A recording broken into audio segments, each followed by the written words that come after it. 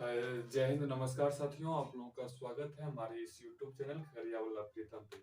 जैसा कि आप लोगों को पता है कि सेमेस्टर 1 का जो एग्जाम था वो एंड हो चुका है, खत्म हो चुका है। अब हम लोग सेमेस्टर 2 की बात करते हैं।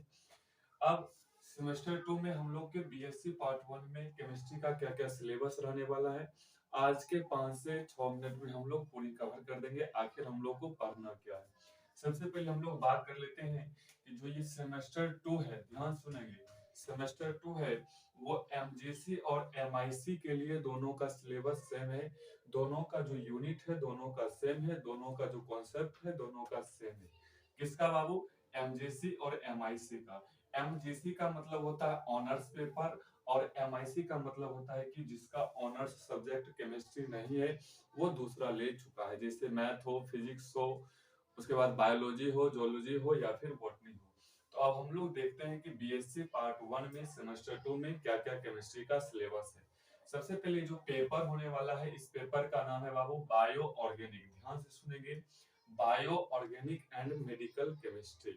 इसमें आप लोग जो क्लास 12th में पढ़े हैं वही सब कॉन्सेप्ट है, जिसका नाम है बायो ऑर्गेनिक कहे या बायो मॉलिक्यूल्स कहे या बायो केमिस्ट्री कहे। उसके बाद एक और नया टॉपिक आ जाता है बाबू मेडिकल केमिस्ट्री का, जो कि क्लास 12th में इसका कोई चर्चा नहीं होता है। सेमेस्टर 1 में कोई चर्चा नहीं है, सेमेस्टर 2 में इसका चर्चा है। चलिए सबसे पहले हम लोग बात कर लेते हैं, ध्यान से सुनेंगे। केमिस्ट्री ऑफ कार्बोहाइड्रेट, जो कि आप लोग पढ़े होंगे कि कार्बोहाइड्रेट किसे कहते हैं, कार्बोहाइड्रेट की क्लासिफिकेशन, कितने भागों में बांटा गया है, उसका स्ट्रक्चर, उसका सूत्र, हर एक चीज आप लोग पढ़े होंगे इस चीज में। उसके बाद है कि दूसरा यूनिट का नाम है बाबू केमिस्ट्री ऑफ प्रोटीन, यानी प्रोटीन की क्या है, इसकी विशेषताएं, प्रॉपर्टीज, हर एक चीज आप लोग इसमें पढ़े होंगे क्लास 12th में। जो कि सेमेस्टर 2 में जो भी हम पढ़ाएंगे वो सभी कॉन्सेप्ट रहेगा सेमेस्टर वाइज, यानी बीएससी लेवल तक का। उसके बाद है बाबू केमिस्ट्री ऑफ न्यूक्लिक एसिड के बारे में पढ़ना है। इंट्रो इंट्रोडक्टरी मेडिकल केमिस्ट्री है, सॉलिड स्टेट है, इंट्रोडक्शन टू पॉलीमर है, काइनेटिक्स एंड मेजोरिक ऑफ पॉलीमराइजेशन, उसके बाद सिंथेसिस डाइस। अब हम लोग ध्यान से सुन लेंगे कि जो कार्बोहाइड्रेट है, प्रोटीन है और न्यूक्लिक एसिड है, इन तीनों चैप्टर को हम लोग पढ़ेंगे बायो केमिस्ट्री कहे, बायो मॉलिक्यूल्स कहे या बायो ऑर्गेनिक कहे। इन सभी चीज को एक ही नाम है बाबू। 3 टॉपिक दिया गया है, 3 यूनिट है, तीनों यूनिट को हम लोग कवर कर लेंगे। और एक यूनिट का नाम है बाबू सॉलिड स्टेट, जो कि फिजिकल केमिस्ट्री के अंतर्गत आता है।